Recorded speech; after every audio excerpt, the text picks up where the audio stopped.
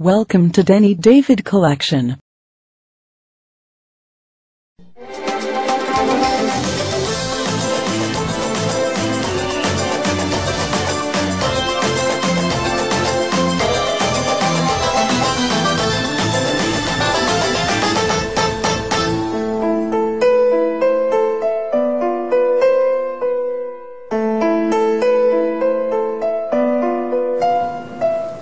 Assalamualaikum warahmatullahi wabarakatuh. Selamat pagi teman-teman. Kali ini kita akan membahas tentang rezeki yang sangat-sangat besar. Wah, penasaran nih apa? Rezeki yang besar itu adalah jodoh. Jadi jodoh itu rezeki kan? Nah, sekarang kita akan membahas bagaimana menjemputnya dan mempercepatnya. Wah, jadi bukan sekedar menjemputnya tapi mempercepatnya, ya. Jadi kalau menurut saya ya, orang Indonesia ini kalau menjelang menikah itu ya, sukanya bertele-tele beneran. Jadi kadang prianya udah ada, wanitanya udah ada, orang tua udah setuju gitu. Tapi nggak nikah-nikah juga. Kenapa? Belum punya uang katanya, belum punya modal katanya. Saya bilang sama dia, ini mau dagang atau nikah? Saya bilang, yang perlu modal tuh dagang, saya bilang ya. Kalau nikah sebenarnya tidak harus sampai seperti itulah. Jadi kalau menurut saya ya kita sudah ada pekerjaan, sudah bisa dagang misalnya ya, sudah ada lah income gitu ya, sudah ada pendapatan, ya udah nikah aja nggak masalah kalau menurut saya. Ya, jangan sampai kita menunda nikah hanya gara-gara tidak punya biaya pernikahannya. Jadi menurut saya persis seperti kita mau sholat, kita tunda. Kenapa? Belum ketemu sejadah yang bagus gitu. Nah ini kan sayang banget menurut saya. Jadi kalau kita andai kata terpaksa menunda sholat pun bukan karena alasan yang remeh-temeh seperti itu gitu. Mungkin kita dalam perjalanan atau apa. Nah ini mungkin kita menunda gitu. Nah nikah juga seperti itu. Jangan sampai kita nunda pernikahan hanya gara-gara itu.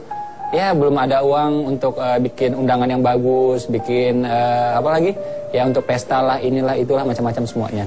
Yang dianjurkan oleh agama itu adalah memberitahu pada yang lain, bukan pesta. Beda loh. Nah kita ini fokus di pestanya. Jadi segerain aja saran saya. Satu. Kedua apa? Menikah tidak harus melalui fase pacaran. Nggak harus. Saling kenal pun tidak harus dengan pacaran. Makanya disebut ada istilahnya tak kenal maka bukan tak sayang ya, jadi tak kenal maka tak aruf ya. Nah saling kenalnya di sana aja, cukup itu. Saya kenal dengan seorang teman gitu ya, dia ada seorang karyawati melamar kerja di sana, diterima sama dia ya.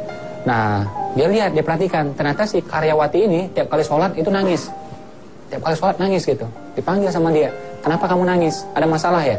Orang Indonesia biasanya cara pikirnya gitu, kalau nangis ada masalah gitu kan. Ditanya, ternyata bukan itu jawabannya, bukan karena masalah. Ternyata apa? Dia ini tiap kali sholat memang nangis gitu. Itulah cara dia berdialog sama Allah gitu. Wah, ini yang dengarnya luar biasa kan, gemeter yang luar biasa kan. Dia bilang apa? Ya udah kalau gitu kamu berhenti kerja di sini. Dia bilang kayak gitu, kamu berhenti kerja di sini. Terus ngapain? Kamu nikah sama saya. Dia bilang kayak gitu. Wah, ini luar biasa menurut saya. Terus setelah itu apa? Sorenya langsung si pria ini ya, yang atasan dia ini langsung ke rumah si wanita ini langsung melamar.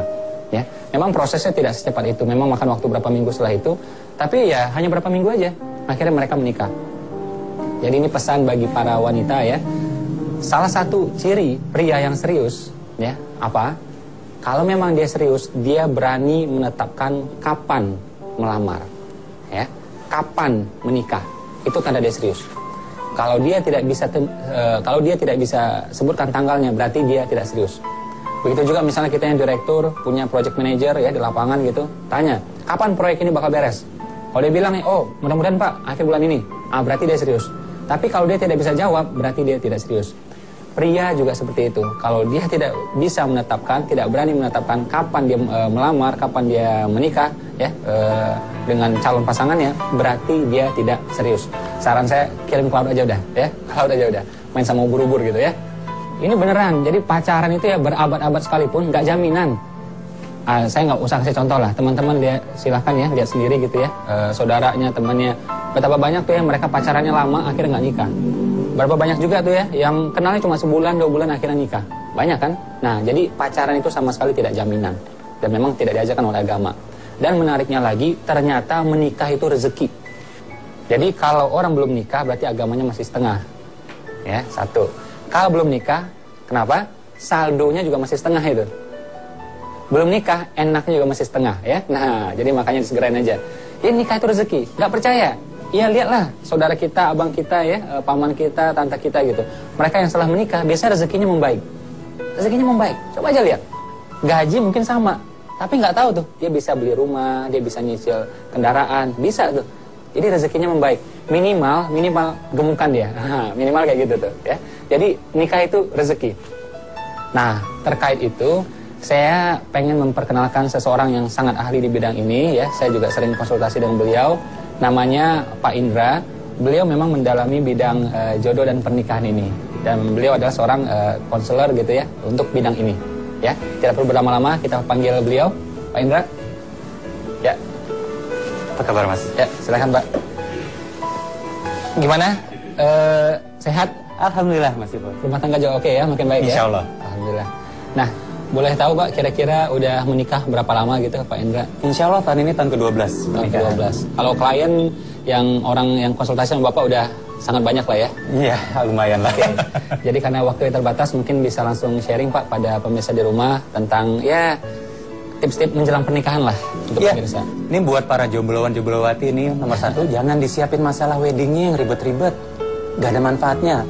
Jadi yang paling penting adalah cari tahu siapa sih calon pasangan kita. Ya ta'aruf tadi saya setuju banget tuh. Kalau kita mau berbisnis, kita cari tahu calon partner bisnis kita seperti apa, value yang dia punya, prinsip-prinsip yang dia pegang. Nomor satu paling penting adalah cari tahu akhlaknya. Jangan sampai setelah menikah baru kaget, iya ternyata bukan seperti yang kita perkirakan. Ternyata nasihat orang zaman dulu nih, yang namanya bibit bobot bobot, ternyata luar biasa bagus loh Mas Iko. Cuman sekarang kita bawa ke masa kini, jadi bukan dari darah birunya atau apa, tapi cari tahu akhlaknya, karakternya, prinsip-prinsip yang dia pegang, kurang lebih seperti itu. Nah, kita cari tahu, kita bisa nggak nih, sesuai nggak dengan prinsip yang kita punya, value yang kita punya, ya.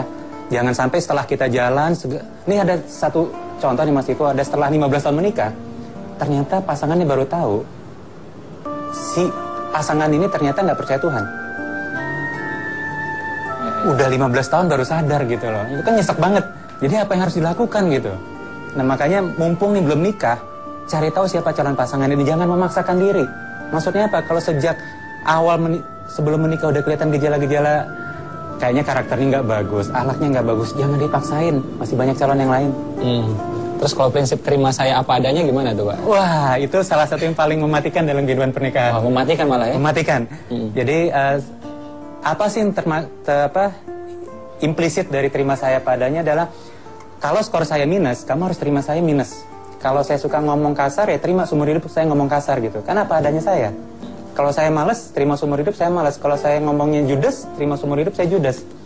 Jadi itu terdengar indah, tapi itu mematikan dalam kehidupan pernikahan. Jadi jangan pernah pakai prinsip terima saya apa adanya. Nah, satu lagi nih, bocoran nih untuk cari calon pasangan. Carilah calon pasangan yang mau tumbuh, yang mau berubah. Kenapa? Ya karena setiap orang kan tumbuh berubah. Pada saat dia sudah bilang terima saya padanya, berarti dia menolak untuk berubah. Itu berat nanti perjuangannya ke depan.